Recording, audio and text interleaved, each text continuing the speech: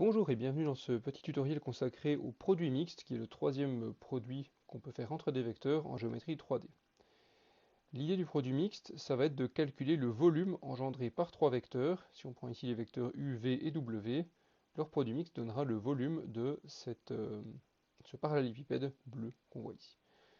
Comment ça se passe? Alors pour commencer, on va définir ce qu'est le produit mixte. C'est un produit de trois vecteurs. On va faire le produit vectoriel des deux premiers vecteurs et on va utiliser le résultat de cette opération pour calculer le produit scalaire avec le troisième vecteur. On note le produit mixte avec des crochets ainsi. On réalise aussi que finalement ce calcul se résume à faire le déterminant de la matrice qui serait construite avec les trois vecteurs, pour ceux qui connaissent les déterminants. Propriété, ben, comme je l'ai dit, le produit mixte calcule avant tout le volume du parallélépipède engendré. Alors, c'est un volume signé, c'est-à-dire qu'on peut trouver un résultat négatif si les vecteurs ont certains angles entre eux, ce qui fait que la valeur absolue du produit mixte donne effectivement le volume, au sens des volumes qui sont toujours positifs. Pourquoi ça marche?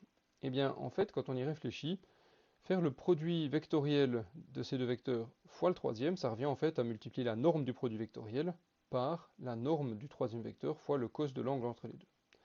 Alors, il se trouve que le produit vectoriel, sa norme correspond à l'aire du parallélogramme, en vert ici, qui correspond donc à la base du parallélépipède. Et ensuite, le reste du calcul nous donne la norme de U fois le cos alpha, qui, si on regarde, la longueur de U fois le cos de cet angle, va plaquer U ici, et ça nous donne en fait la hauteur du parallélépipède.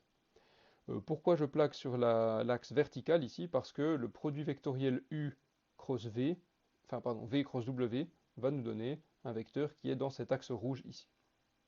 Et c'est pour ça en fait qu'on calcule le volume, parce que finalement ça revient à faire l'aire de la base fois la hauteur.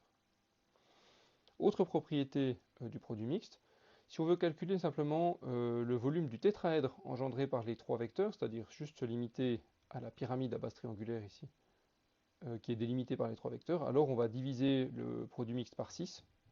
On peut comprendre ça par la formule de calcul du volume des pyramides, hein, qui est de 1 tiers de celle d'un prisme droit.